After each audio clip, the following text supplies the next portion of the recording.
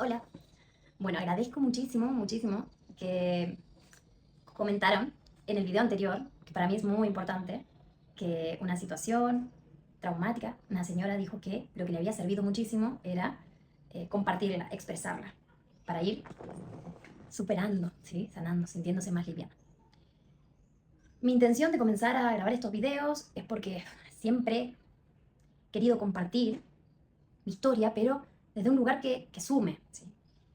Y hoy, luego de creo que 14 años, siento que de alguna manera puedo decir, sí, se puede entrenar nuestra mente, se pueden conseguir cambios anatómicos, ¿sí? Cambios estructurales en nuestro cerebro, no solamente funcionales, ¿vale? Les cuento que a partir de esta situación traumática, ¿sí? De este accidente, 2 camiones, que estuve en coma 1 mes y medio, ¿vale? Con politraumatismos, muchas, ¿vale? No fue la situación más fuerte, pero fue la situación que me demostró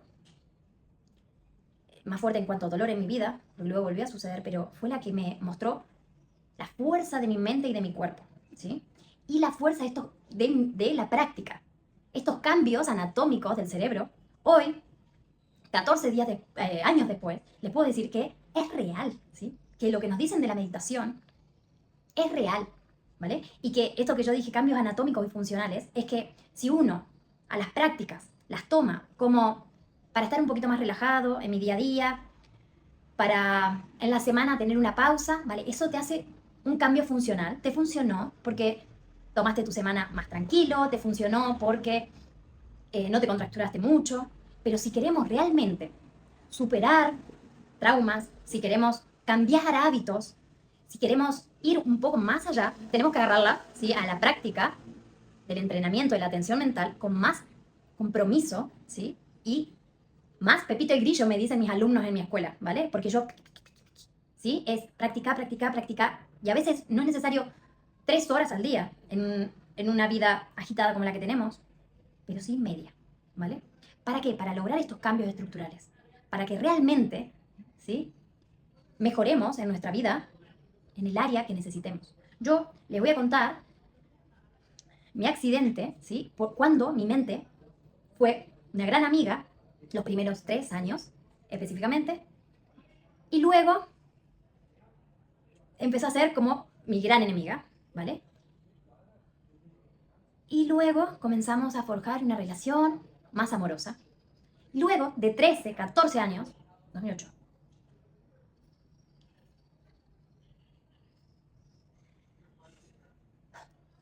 no, 17 años, les puedo decir que no fue un trabajo eh, sencillo. La meditación es sencilla, pero no es fácil, ¿sí? Estar con nuestra propia mente, en nuestra quietud, con nuestros traumas, con nuestra mochila.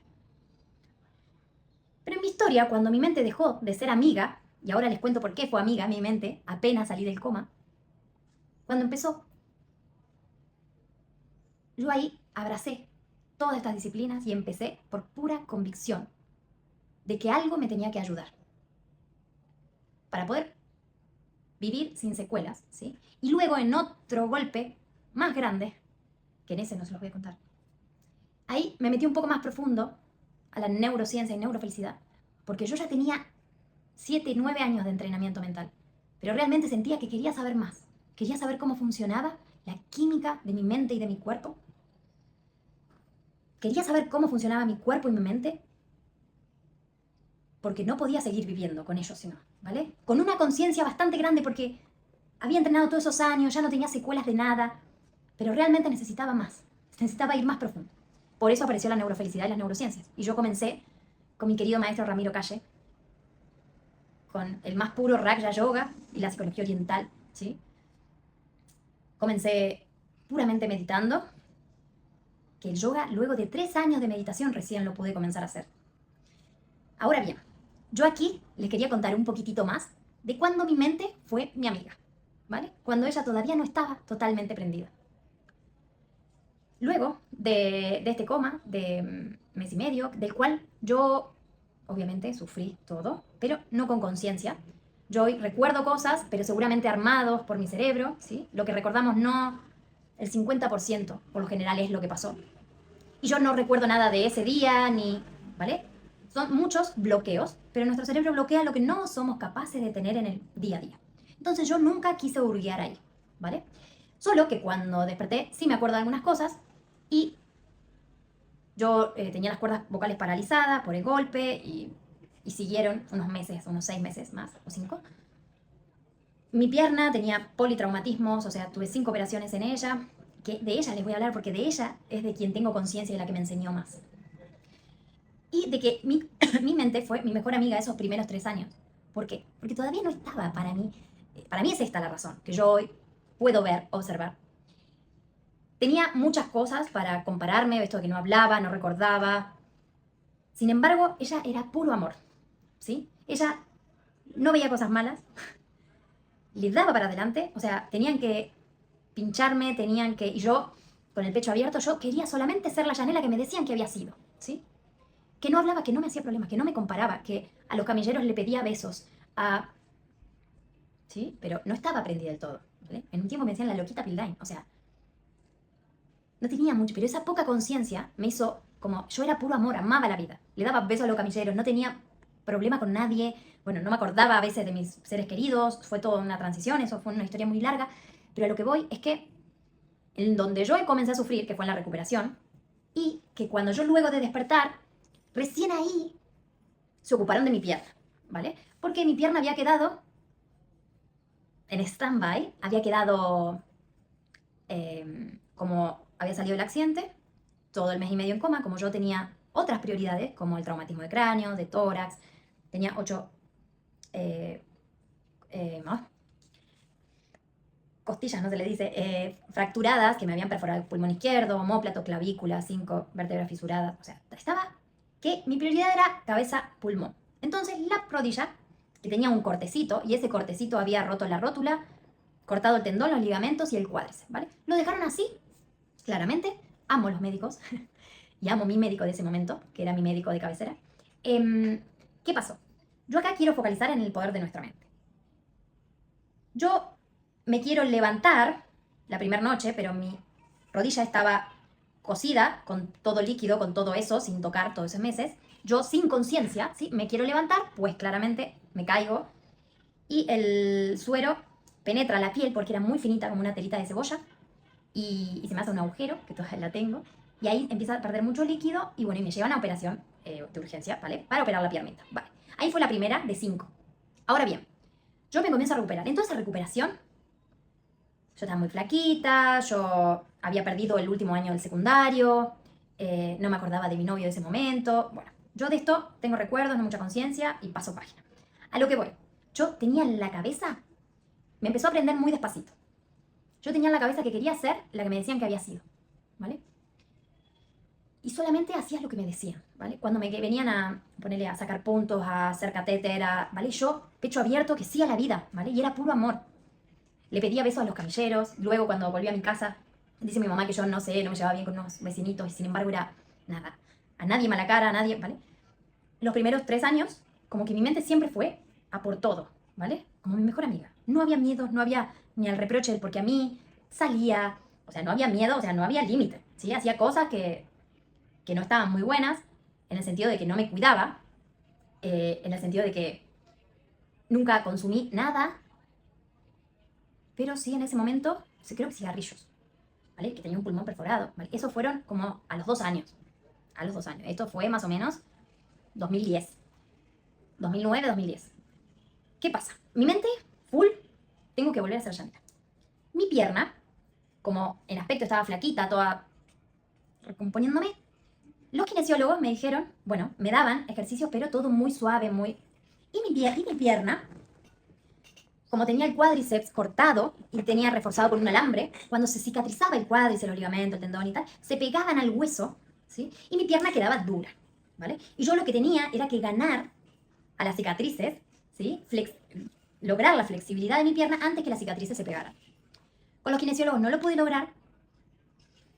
Y mi mamá y mi doctor, traumatólogo, me dijo, chiquita, Me dijo, flaquita, tu pierna queda a tu responsabilidad. No vayas más a kinesiólogos, entrenala vos, ¿vale? Y vamos por la tercera operación. Sí. Ya no me podían operar más. O sea, si se me pegaban otra vez, me iba a quedar así. Vale, no, se me pegaron otra vez, me volvieron a operar, pero me pusieron una félula movilizadora. Durante un mes estuve en la cama con una félula que se me movía la pierna 24/7, ¿sí? ¿Qué pasa? Luego me ganó esa félula movilizadora un poquito así de flexión. Y me dijo, lo que resta está en ti, si no, quedas renca, ¿vale? Esto es lo que más se puede ganar. ¿Qué pasa? A lo que voy. Mi mente, que ahí quería todo y estaba bien y tal, con emociones muy pequeñitas, o sea, con emociones lindas, se disparaba, en el sentido que tenía como un secuestro amigdalino, como emociones muy lindas, pero fuertes, perdía la conciencia, y iba como si estuviera otra vez en terapia intensiva, ¿sí? Me decían que eran crisis postraumáticas, ¿sí? Que el cerebro estaba muy sensible, y cuando tenía emociones feas o fuertes, también me pasaba lo mismo. Y cuando empecé a hacer los ejercicios con mi mamá, que se puso la 10 a acompañarme, y se me cortaban las cicatrices de la pierna, mi sistema amigdalino, ellos le decían crisis postraumática, se disparaba y perdía yo el conocimiento y volvía a terapia y demás. A lo que voy. Mi mente fue mi mejor amiga porque no dudó ni un segundo en seguir haciendo los ejercicios, pasara lo que pasara, ¿sí? Yo sé que lo que más sufrían eran mis papás, porque eran los que me veían en esa situación, pero yo seguía, ¿sí? No tenía miedo, quería ser como me decían que había sido. Me acuerdo que en ese día que fuimos al doctor, fui a una iglesia a prometer que yo iba a volver y iba a entrar a la iglesia de rodillas hasta el altar, ¿vale? Yo no era ni católica, pero así me salió. A lo que voy. Ahí mi mente no se comparó, no se quejó, no. Hacía casi 7 horas la bici fija en mi casa de a medio pedal, porque no podía dar vuelta el pedal entero. Y a veces se cortaban y wow. Y en los gimnasios me he caído de las bicis cuando, ¿vale? Y nunca desistí, nunca desistí. Yo sé que mucha de esa fuerza era porque mi mente no estaba del todo prendida, ¿sí? Me decían un poco. Después me acuerdo que yo salía, mis papás me daban todo lo que yo ya tenía antes, porque mi médico le decía, es tiempo, necesita tiempo de volver, o sea, de activarse, entonces no le nieguen nada. Mis papás quedaban sufriendo en casa, llorando en casa por miedo a que me pasara algo, pero ellos me dejaban ser, salir, porque si no, el médico le había dicho, si ustedes la cuidan, no va a volver a ser la que era. Bueno, en un tiempo en esos que hice cosas no muy cuerdas, me decían la loquita Pitline. Y hice, bueno, me acuerdo de esto, que un amigo, que nada, de esos reencuentros que me acuerdo que tenía una banda, yo fui a verlo y de la batería, el ruido que impactó mi cerebro, crisis también, no sé el papelón que habré hecho. Luego, el secundario, que lo terminé en 2008, que lo perdí en 2008, en 2009 lo volví a hacer,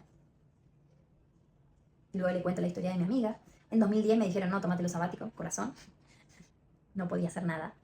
Pero igualmente no me lo tomé sabático, fui la secretaria de mi papá. En 2011 volví a hacer el secundario, lo terminé. Y cuando rendí química de ese secundario, fue la última vez que tuve este secuestro amigdalino, ¿vale? Que así todo, no dejé nunca de hacer nada, ¿vale? Ahí, en esa etapa, mi mente fue mi mejor amiga. Porque ella no tenía miedos, tampoco tenía mucha conciencia ni límites, y le daba para adelante. Solo para adelante. Bueno, ahora me toca contar más en detalle. Como me dicen mis alumnos, Pepito y Grillo. Porque la meditación y el entrenamiento de nuestra mente tiene que formar parte de nuestra vida. Ya sea en lectura, ya sea, bueno, meditación insight, ¿sí? Bueno, gracias por escucharme, por leerme. Y si puedo inspirar a alguien a que supere, medite y entrene su mente, mi corazón salta de alegría.